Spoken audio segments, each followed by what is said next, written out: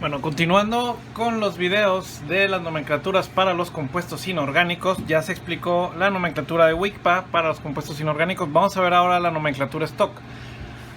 La nomenclatura stock también es conocida como la nomenclatura de los números romanos, ¿sí? De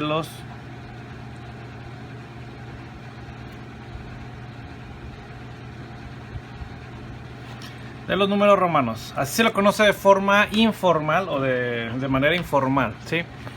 ¿A qué se debe ese nombre? A que utilizamos números romanos para indicar la valencia del elemento que acompaña a la función, ¿sí? En el ejemplo anterior vimos un ejemplo de un óxido. Entonces nuestra función ahorita, la función que vamos a utilizar como ejemplo para todas las nomenclaturas va a ser la de los óxidos, solo como ejemplos, pero las reglas se aplican en casi todas las funciones, ¿sí? Cambian 2 o 3 cosas, pero vamos a ver. Nomenclatura stock para compuestos inorgánicos. Mi primera regla, si continúo con el CO2 como ejemplo, mi primera regla una vez más es nombrar de derecha a izquierda con el nombre de la función y no el nombre del elemento, pero ya no voy a indicar cuántos átomos hay, ¿sí? Directamente voy a nombrar al oxígeno como óxido, sin mono, sin di, sin nada, solamente óxido, ¿sí?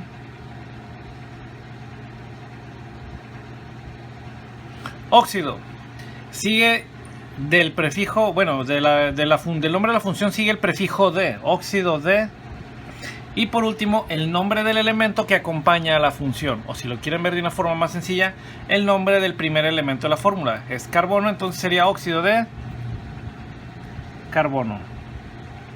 Óxido de carbono, pero ahora tengo que indicar entre paréntesis la valencia o el número de oxidación con el que esté trabajando el elemento que acompaña a la función.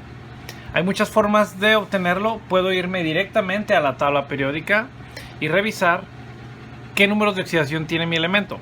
Si se tratase del sodio, del potasio, del rubidio, del calcio, del magnesio, del zinc, del aluminio, sería demasiado sencillo para nosotros porque en la tabla periódica tiene solamente una opción para su valencia o para su número de oxidación.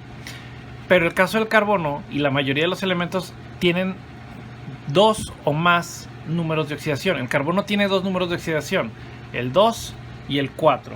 Esto quiere decir que puede estar trabajando con su valencia 2 o con su valencia 4. Entonces yo tengo que indicar con cuál está trabajando, con el 2 o con el 4. Por eso es importante el número romano en esta nomenclatura, porque puedo tener 2 compuestos diferentes que se forman con carbono y oxígeno en forma sencilla e inorgánica. Puedo tener como monóxido de carbono, que sería óxido de carbono 2, o el dióxido de carbono, que sería óxido de carbono 4, ¿sí? Entonces son 2 compuestos muy distintos. Por eso tengo que indicar la valencia con la que trabaja. Yo puedo tener óxido de carbono 2 o óxido de carbono 4. La valencia, ¿cómo se calcula? Sencillo. Hay una regla que me dice que para calcular, bueno, no que para calcular, la regla me indica que la suma del total de los números de oxidación de todos los elementos en la fórmula debe de ser igual a 0. Por lo tanto, si yo tengo carbono y tengo oxígeno, la suma de sus números de oxidación tiene que ser igual a 0. Tienen que anularse. El elemento que está a la derecha de la fórmula, que está al extremo derecha, siempre va a ser negativo. Y el que está al lado izquierdo siempre va a ser positivo, ¿sí? Eso me va a ayudar a mí a calcular.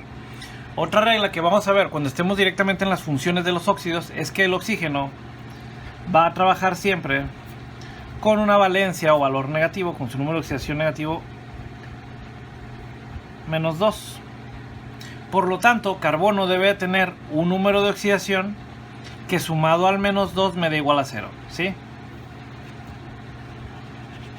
Sería sencillo para nosotros decir, va a ser el más 2, ¿verdad? 2 menos 2 es 0, pero estamos olvidando anotar el subíndice, entonces es CO2, ¿verdad?